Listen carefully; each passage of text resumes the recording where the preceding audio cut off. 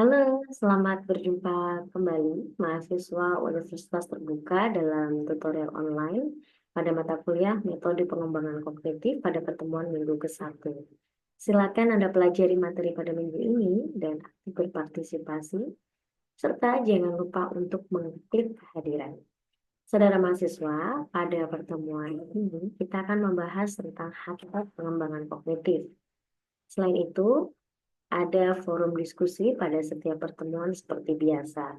Jangan lupa untuk selalu aktif dalam forum tersebut karena ada poin penilaiannya.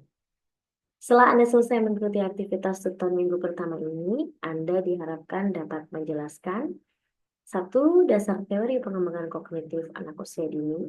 Kedua, pandangan para ahli dan pentingnya pengembangan kognitif. Ketiga, faktor yang mempengaruhi perkembangan kognitif. Selamat mengikuti.